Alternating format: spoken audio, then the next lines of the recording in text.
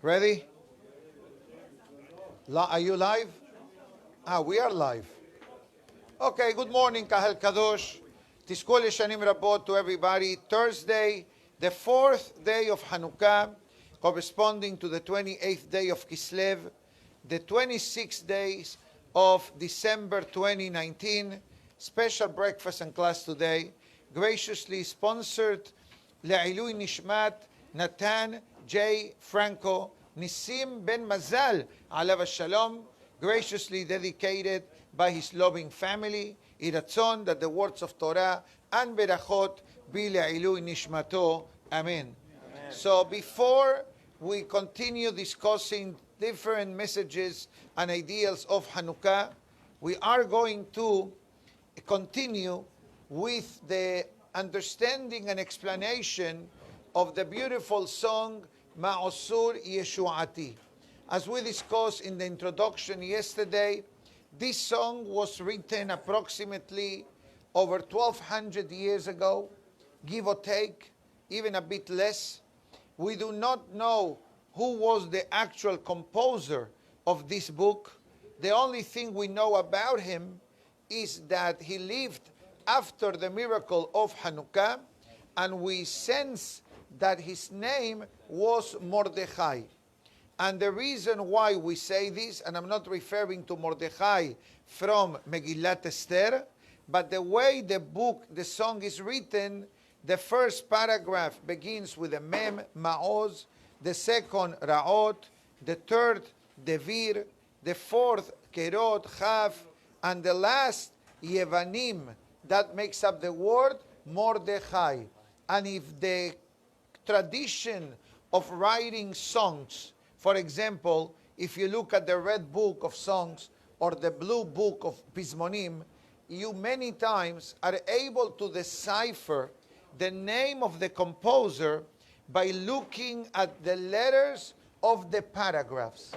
And many times it tells you this was composed by Mordechai, Kol Dodi, Shelomo HaLevi, for example. Lecha Dodi, that's exactly what I'm referring to. Lecha Dodi that we sing every Friday night.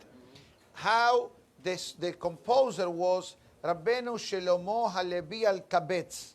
He was a great Sephardic giant who was the Hazan in the synagogue of Rabbeinu Ha'ari during the time of Rabbeinu Ha'aris. And he wrote the Lecha Dodi. If you look at the paragraph, Shalom, Shamor Bezachor, Likrat Shabbat, and then you make up the word Shelomo HaLevi. In the Syrian tradition, you may not see this, what I'm saying, because the Syrian tradition is to say only 4 paragraphs of the Lecha Dodi. But many other Sephardic and Ashkenazi communities, they sing the full version of the Lecha Dodi that makes up the word Shelomo HaLevi. With that being said, we are traveling, and yesterday we landed at the time in Jewish history of the exile of Babylonia, Babel. After the destruction of the first temple, the Jewish people were expelled from the land of Israel by Nebuchadnezzar, the king of Babel, the one that destroyed the first temple. Which country we were spending most of our life in those 70 years? In Babel. Babel, also known as today as Iraq. Okay? Babel and Iraq refers to the same country. But towards the end of the 70 years of exile, prior to going back to Eretz Israel, we were under the domain of Paras Umadai, under the domain of the Persian and the Median exile, which right away, the moment I say Paras Umadai, this reminds us of Megillat Esther. So towards the end of the 70 years of exile, the threat of our existence was reactivated by Haman and Ahashverosh, etc. And Baruch Hashem, through the zechut of Mordechai, Sadiq, and Esther Malka, we all know what is known as the miracle of Purim. But in order to appreciate this a bit better, let us sing together, or let me read better, unless you want to sing. Do you want to sing? No. Okay, thank you. So let's go quickly to the fourth paragraph of Ma'ozur. You know, most of us know the first paragraph. Ma'ozur Yeshuati. Can you sing that? Can you sing it? Beautiful. Now we're going to sing another paragraph, which is the class of today, and Be'ezat Hashem will finish the next three paragraphs of Ma'osur. So the song says, Kerot Komat Berosh. It says, the cutting down of the towering tree. This refers to Haman. Bikesh Agagi ben Hamedata. Agagi, the son, meaning to say Haman, ben Hamedata Ha'agagi. When we read Megillat Esther, the Pasuk tells us the lineage of Haman. Haman was a descendant of Agag. Agag was the king of Amalek that Shaul HaMelech failed to execute.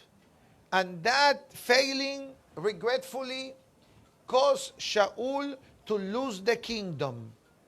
Until many generations later, a great descendant of Shaul comes to the picture. His name was Mordechai HaYehudi. The famous Mordechai from Megillat Esther was a direct descendant of Shaul HaMelech. And Haman, the king, or rather the descendant of Amalek, was a descendant of Agag, that for that reason Shaul lost the kingdom. So when we come to the story of Purim, and we have this confrontation between Haman and Mordechai, this was round two. This was the sequel of the first part of this story. When was the first type of the story happen? During the time of Shaul and Shemuel Hanavi. Beniatalo lepach ulmokesh. And Baruch Hashem, to our benefit, the plans of Haman became a trap and a stumbling block for himself. Remember the story. Esther comes to Ahashverosh. There is somebody, Ish Ra Sar Ve'oyev, Haman, and we know the story. Ve'ga'avato nishbata. And his arrogance was completely eradicated, was completely destroyed. Rosh Yemini Niseta, the son of Yemini, the head of Yemini. Who is Yemini? Mordechai. What has to do? Comes the pasuk and it says, Ish Yehudi haya b'Shushan Abira, Ushmo Mordechai, ben Yair, ben Shimei, ben Kish, Ish Yemini. What's the meaning of this verse? There was a Jew in the city of Shushan, and his name was Mordechai, the son of Yair, the son of Shimei ben Gera, the son of Kish, Shaul ben Kish, the king Shaul, Ish Yemini from the tribe of Binyamin. This pasuk, it gives me the DNA of Mordechai, where Mordechai as Sadiq gets the strength and the power to rebel and to go against Ahashverosh and Mordechai and Haman. The pasuk tells us Ish Yemini. So that's why the song says Rosh Yemini Niseta, the head of the descendant of Binyamin you lifted, as the Gemara in the Daf Yomi that we have been learning. No, Mehila, mistake. In the Gemara Megillah, the Gemara that we're learning in the morning after the next Minyan, we discuss how the half of the Bet HaMikdash is placed on the area of Binyamin. The Holy of Holies is on the Binyamin domain. The Hechal, Binyamin. The Ulam, Binyamin. The Mizbeach, the actual altar, is Binyamin. How Binyamin was called? Le Binyamin Amar Yedid Hashem Ishkon Labetach. Yedid Hashem, the beloved from the Almighty. Continues the song. Be'oyev shemo mahita. And regarding the enemy, you erase. Why erasing? The Pasuk says, because there is a commandment from the Torah that says, Timhe et zecher Amalek mitachat hashamayim lo tishkach. Erase the name of Amalek from under the heavens. So when Haman's name, or especially Haman ben Hammedata's name, is mentioned in the Megillah, what is the tradition of the synagogues? We make noise when that name is being mentioned. Why? For this pasuk. Because we're making noise because we don't want to hear even the name of Haman. This is how we erase the name of Haman. The more we talk about it, the less it's erased. And now comes the final sentence of this fourth paragraph. Rov banav bekinyanav. Many of Haman's sons, as the Megillat Esther tells us, that 10 sons were hanged in Shushan, but according to some opinions, Haman had 10 sons in many of the provinces and states of Ahashverosh. He didn't have only 10 children. He had many more, 3 or 4 digits. But that's a different shiur. Okay? So, busy, he was a busy man, correct. And it says that Borei Olam took all the assets of Haman and all the wealth of Haman and the sons of Haman in Shushan, and they were taken over by the government. So he went from being on top of the mountain, so to speak, that everybody bowed down to him, and now suddenly it's literally very deep in a big hole. After the miracle of Purim, we went back to Israel. And I'd like to speak about what actually happened when we moved back to Israel. Baruch atah Adonai Eloheinu melech ha'olam, shehakol nihiya bidbaro.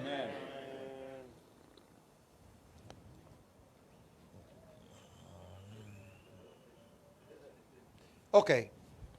Ezra and Nehemiah, great leaders of Am Israel, lead the return to the Jewish people back to the Holy Land. If I remember correctly,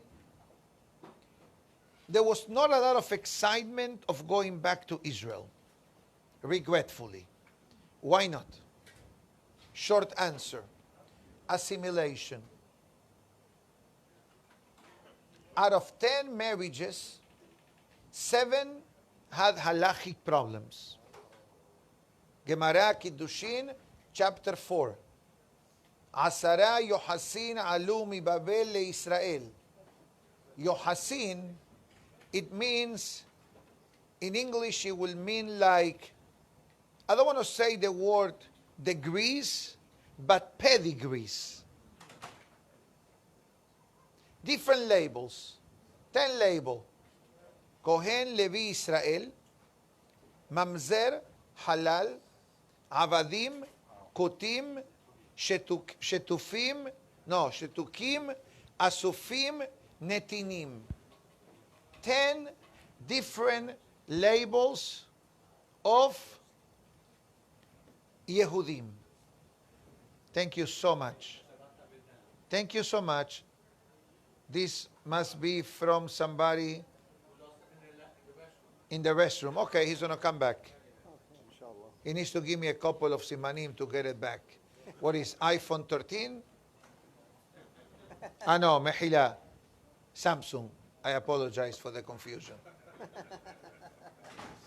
Anyways, so what happens? Can you imagine now 10 Jewish families, 7 of them with problems.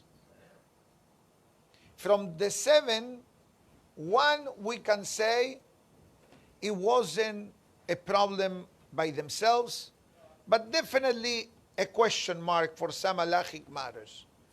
Very scary. That today this is happening, we know this. Today assimilation is not far from that number. Could be even more. So what does it mean in plain English? And I said this 3 days ago. From the last 155,000 people who emigrated to Israel, only 24,000 and change are full Yehudim. So what is this telling us? That 14%, 1/6 only, Yehudim Kesherim. The remaining 130,000 have a problem, and they could be Goim. Why? Because the law of return of Israel does not concur with the halakha. Halakha says the mother must be Jewish, or the conversion must be kosher. According to the land of Israel, doesn't matter the conversion, even if the father is Jewish and the mother is Goya, you can come back to Israel. I know. But I'm only bringing this up, and this is proven with numbers. With numbers, with statistics, taking 3 countries as an example. Ukraine and Russia, top of the list. France and the United States. Can you imagine? Guess what? Same thing happened back then. But that was one of the hardest jobs that Ezra HaSofer needed to reassess the validity of the Jewish families.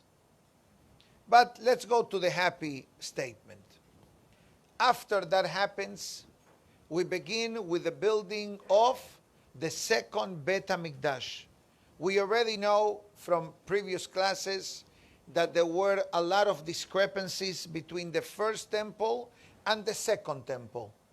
The magnificent level of sanctity and holiness that the first temple had, even some of the vessels were not found on the second temple. But yet the second Bet HaMikdash was a Bet HaMikdash, and for maybe 200 years we did have access to the Bet HaMikdash until the Greek and the Assyrian Empire starts taking over the world, and the land of Israel became one of the golden prizes. And if you read, or if you went through history, throughout history, many armies and many nations and many empires set their eyes in Jerusalem, set their eyes in the land of Israel. Why Jerusalem? But what jealousy? We are a small nation. We are a victor every other day. They attack us constantly. But they understood one thing, that the Torah is the real thing. And the city of Jerusalem is the eye of the world. And godliness is found in Jerusalem. That's a reason why the Crusades went to Jerusalem. That's a reason why the Assyrians went to Jerusalem. Babel went to Jerusalem. So we all know, we're not going to repeat what we discussed in the early days of Hanukkah. The Greeks comes and they say, how we get rid of the Jewish people? So one opinion says, let's try to kill them. So one emperor says, the last one who tried didn't make it. Haman, Ahashverosh. So we need to come with plan B. Entice the Jewish people to cut the umbilical cord from godliness. How do you do that? Very simple. No Torah studying. Learning Torah is a prohibition. Learning Torah is punishable by execution. That's not enough. No Shabbat observance. No Rosh Chodesh observance. No Milah to the babies. No mikveh to the ladies. Girls getting married, they have to spend one night in an immoral behavior. God forbid, the night prior to the wedding. So they put all these unbearable decrees against the Jewish people, gambling on three different options. Option number one, that some people will remain strong, but many will like it. That's called assimilation. That's called mitiyavnim. That is one option. Option number two, that there will be people that will ignore the decree of the Greeks and will break the rules established by the Greeks, and those that were caught were executed. Hence the famous story of Hannah and the 7 children, the very famous story that we have discussed in the past. Option number 3, don't break the rule, but don't commit a transgression. Meaning to say, the lady does not go to the mikveh. If she doesn't go to the mikveh, the husband cannot be with her. If the husband is not with the wife, there are no children born. So either way, other execution, which is a quick way out, other the non-growth of the Jewish people by refraining, bringing children or getting married, and option number 3, assimilation. This was the game plan. And you see that either one of them, none of them was a winning opportunity for Am Israel. And now comes the song. Yevanim nigvesu alai. The Syrian Greeks gathered against me to make war, obviously, during the days of the Hashmonaim. Ufarsu homot migdalai. They breached the walls of the Bet HaMikdash. According to the commentaries, they made 13 openings on the wall of the Bet HaMikdash, plus all the prohibitions that they enacted, as we mentioned in the past. Betimeu kol hashemanim. What do? They defiled the oils. They went through the storage house where the oil for the lighting of the menorah was, and what do? They defiled them. What exactly did they do? They opened the container and they touched the oil. And we learned in the Gemara the other day, a goy with tum'ah that touches it and throwing it on the floor, and you putting idols or utilizing pagan type of behaviors. So they knew more or less what to do regretfully.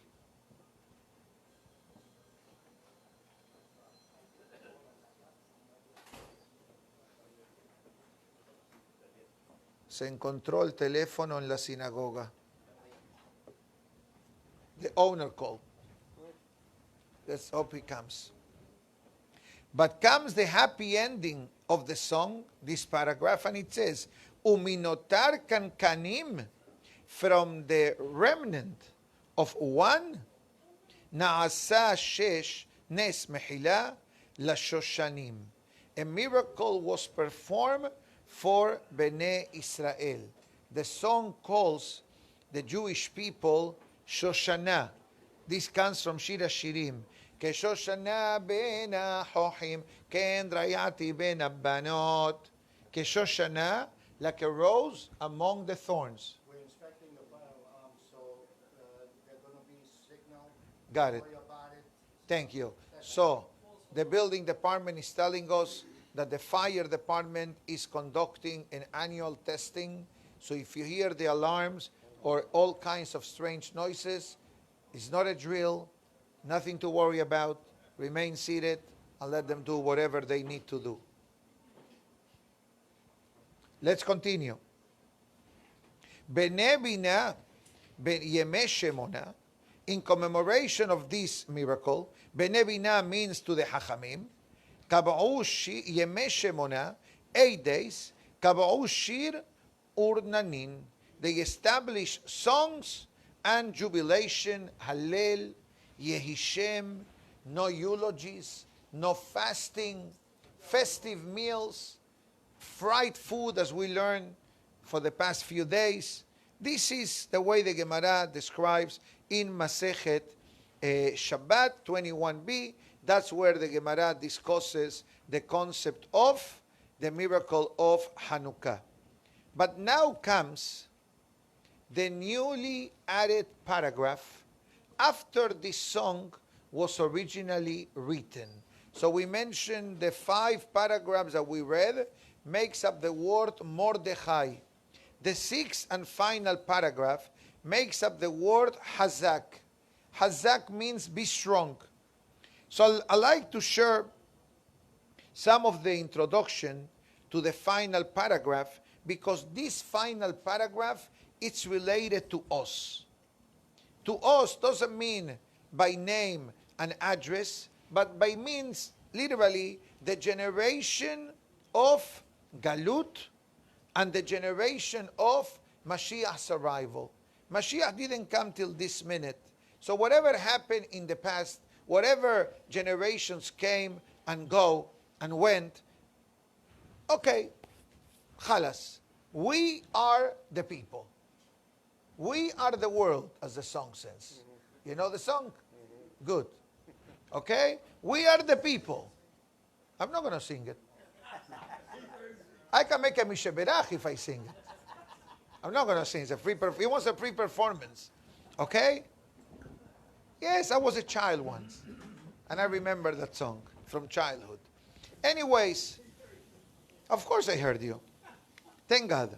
So the next paragraph deals with the Roman exile. When we say the Roman exile, the reason why we call it the Roman exile, because the Romans were the one who destroyed the second Bet HaMikdash. Right? The Roman Tisha B'Av number 2, Echa, was made by the Roman destruction of the temple.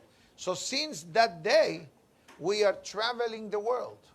Where didn't we go as a nation for the past 2,000 years? Barely there is a place in the world that Yehudim did not live. So it says here a very interesting concept about this next paragraph. And it says that prior to Mashiach's arrival, we are going to have 2 empires seeking the destruction of Am Israel, which I think we all can relate to. Okay? Ishmael and Esav. Ishmael refers to what? Our cousins. Bnei Ishmael means the Muslim nations. Although there are many good people in the Muslim world, but part of their motto, especially Hamas and Hezbollah and whatever other movement is out there, what is their goal?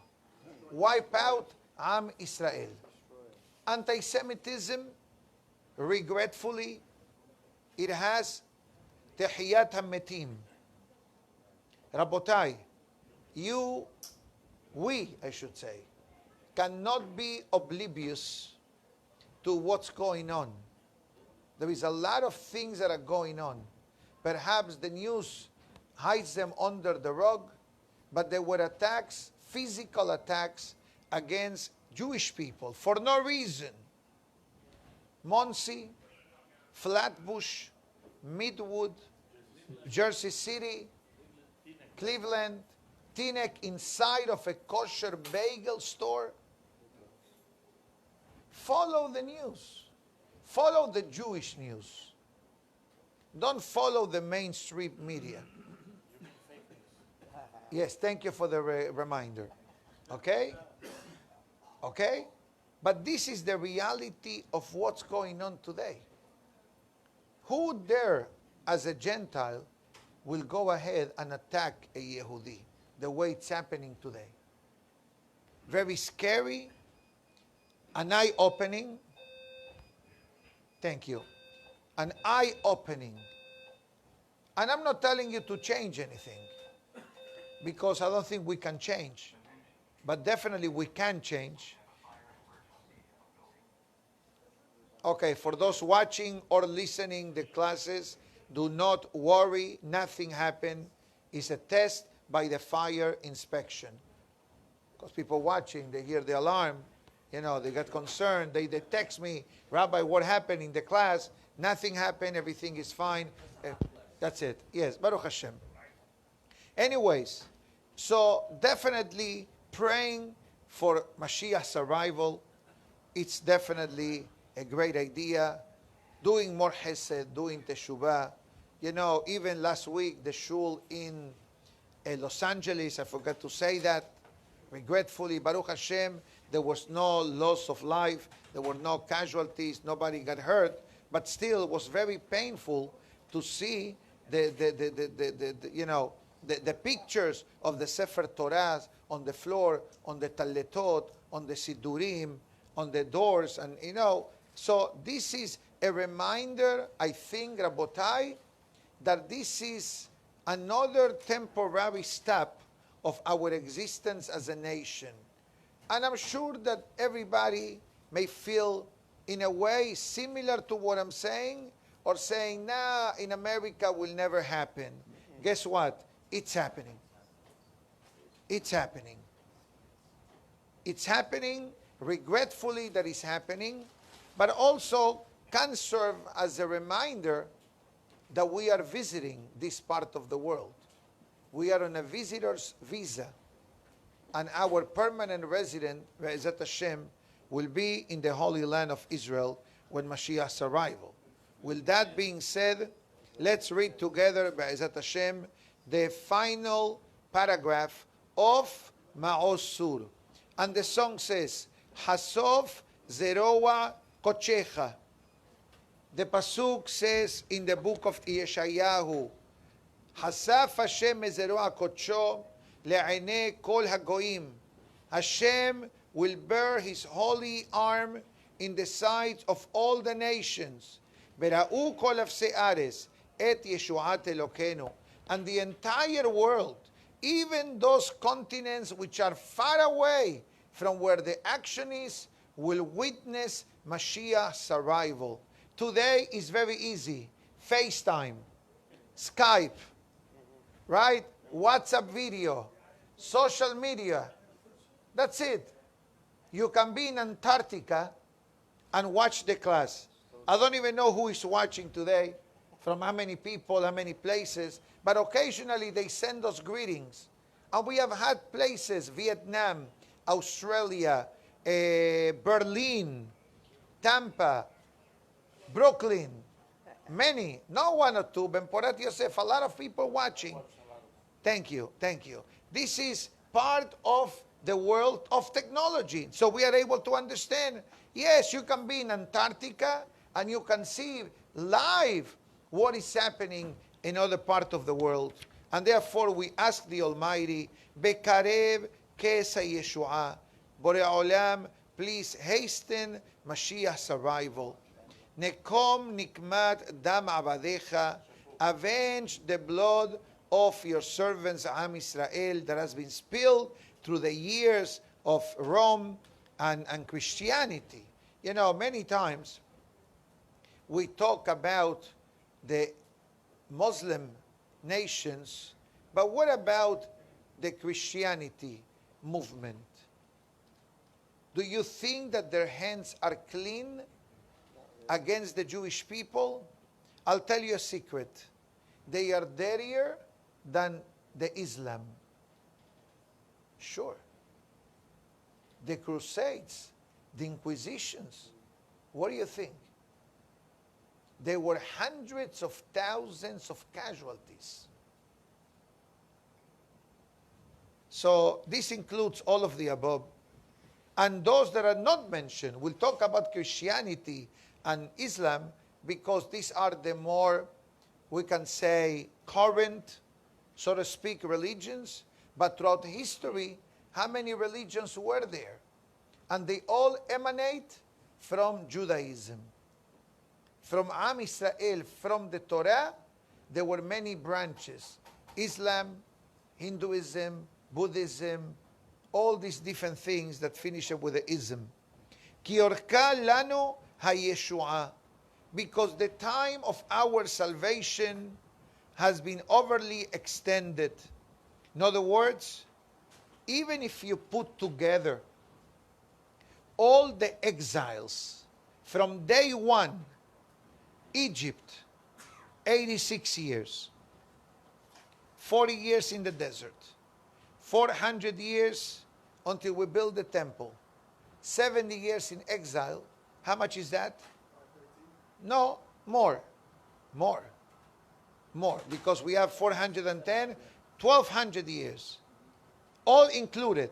I'm going to throw in on the table the second Bet HaMikdash, another 420. So you are at 1500 and change. How many years we are in Galut? 1951. Meaning to say that we have been longer in exile than being a nation. You follow this? So it says, Be'en kes lime hara'a. There is no end. We see every day something else is happening. Like yesterday, Netanyahu was talking, right, in a city. And what happened? Ashkelon. They have to remove him. Why? There were missiles coming in. Baruch Hashem, nothing happened. Dehe Atmon Besel Salmon. We say to Borei Olam, remove the nations, bring them down. And the Pasuk calls it Atmon. Atmon means Admoni, refers to Esav, refers to anti-Semitism. Hakem lanu ro'eh shiv'a. Borei Olam, bring back our ushpizin, our shepherds that will remove the oppressor. And who are these shepherds? The Gemara in Sukkah says, David HaMelech, Adam HaRishon, Shed, the son of Noah, Metushelah, very famous tzaddik in Sefer Bereshit, Avraham Avinu, Yaakov Avinu, and Moshe Rabbeinu. According to this Gemara, these are the 7 tzaddikim that will deal with all the challenges that the world will endure during Mashiach's arrival. The Gemara debates if it's good to be around when Mashiach comes or better not to be when Mashiach comes. We rather be around when Mashiach comes, right? Nobody's going anywhere, correct? Okay, beautiful. So this is the final paragraph, is a song of hope, a song of praying to Borei Olam to bring the redemption. Okay, I believe that with the conclusion of these paragraphs, I think that we can close the class for today. Thank you. But I'd like to say one more thing. Whenever I say that, it means that I'm going into overtime. Yes, there is a carryover, correct. Yes, it's overtime. You know, when they play a game and they are tied, you don't want the game to finish. You want overtime, right?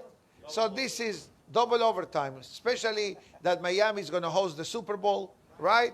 So I can go into overtime. Of course, Devarim Hashuvim. So I like to just remind ourselves of something that the Ben Ish Chai wrote in the topic of Hanukkah. And he mentioned that there are 3 mitzvot in Judaism that are part of the code for Mashiach's arrival. And he quoted the Amidah that we say in our daily prayers. We say, Et tzemach David avdecha mehera tasmiach. What do we say? The flourishing, the offspring of David, your descendant, let him flourish, let him come up. And the Ben Ish Chai writes that the word semach is actually a code for 3 mitzvot, which are very easy to follow. I'm sure you know the answer, but I'm going to do it just for the new audience. So that Ben Ish Chai says, Sisit, Mezuzah, Hanukkah. The Ben Ish Chai says that these 3 mitzvot, when you light the Hanukkah, we know you can put the Hanukkah in the window or you put it across the mezuzah. So you have one side of the door, let's make believe that this is the door. On one side I have the mezuzah, and on the other side, I have the menorah. But what happens? I'm standing in the middle. I'm the guy in the middle standing. What I'm wearing? Sisit. So now the Ben Ish Chai says, look at the magnetic field you are creating. Now you have three simultaneous mitzvot being fulfilled. The mitzvah of Sisit, the mitzvah of Mezuzah, and the Hanukkah lighting. He says these three mitzvot make up the word Semach. Meaning to say, when we do this mitzvah the way it's written, we are telling Borei Olam, enough, it's enough. As the song says, it's time to say goodbye. Goodbye to Galut. Not goodbye to life, God forbid. Goodbye to the exile, goodbye to the suffering, goodbye to anti-Semitism, goodbye to terrorism, goodbye to anything and everything that regretfully became part of our listening, of our viewing, or the news that we follow, and regretfully you see, how do I say this? You see unfortunate situations that increase the concern, the bitterness, and the pain of Am Israel. But in order to finish this, I like to share with you, I'll try to keep it short, something beautiful that I received last night. Short and sweet. So bear with me for a few seconds. I have it right here. There is a great mashpia in Israel. His name is Rabbi Biderman. Maybe you heard of him. Maybe you did not. His name is Rabbi Elimelech Biderman. And he said something very interesting about the darkness that many times surrounds our lives. Collectively, as a nation, especially, or even individually. And I hope that I'm able to deliver it in the same way that it was written. Maybe I should illustrate this. This is the door of a home. You have a handle here. What usually do you see in the middle of the door? What? Keyhole. Keyhole is here, but peephole. Now, what's the purpose of the peephole? So somebody knocks on the door, you can see. But did you ever see how a peephole works? Most of the time, does not have a cover in the back. So let's make believe that this is a door. So I have a glass that needs to be calibrated from both sides of the door, right? The front and the back. You knock on the door. What happens when I put my eye on the peephole? Suddenly the peephole becomes dark. It was clear before. I see light from the back, but now that I put my eye, what does it tell the person outside of the wall? Someone is behind you. Even though this hall became dark, there is somebody behind you. Let me read you what the great rabbi said. I feel that my illustration is giving you a hint. And I'm going to read it quickly. Someone visits his friend's home and knocks at the door to gain entry. And suddenly, the peephole goes dark. Rather than panicking, the visitor knows that it means that the host is looking through the tiny glass of the peephole, seeing who is there. Is this the reason to be afraid? No. The opposite. Why not? Because you know that there is somebody behind the door. So your expectations for the door to be open increase tremendously. So it says, sometimes in life, we feel that the world is going dark around us. Nothing is clear. But we need to know, like the host is looking through the people, the Baal Habayit of the world, God, is looking at us from close. So we are able to open the door and allow us to come in to keep him company. Company means connected to Hashem, not company in Gan Eden.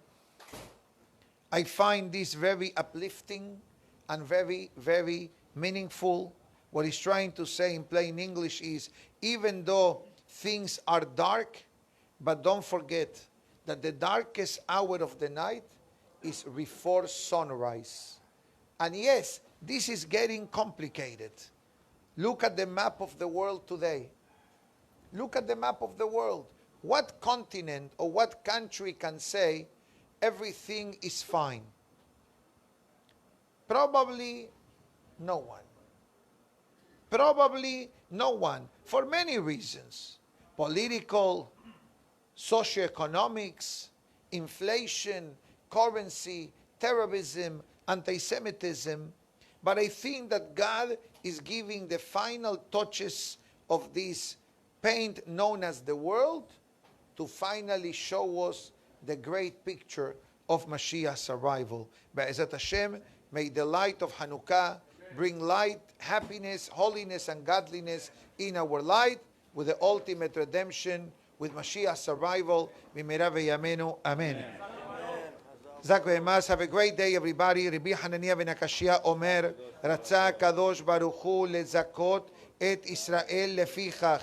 הרבה להם תורה ומזוות שנאמר, אדוני חפש למען צדקו, יגדיל תורה וידיר. קדיש.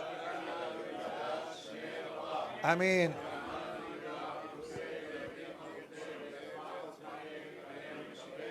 אמן.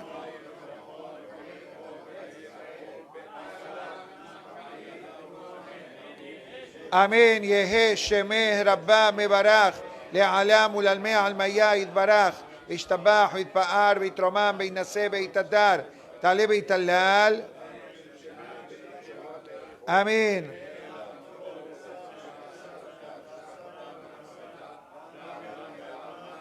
אמן.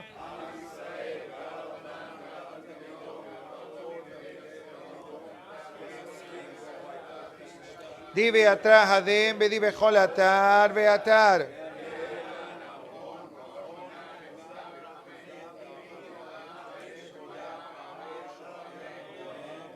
אמן. בשזבה ורפואה וגאולה ושיחה וכפרה. אמן.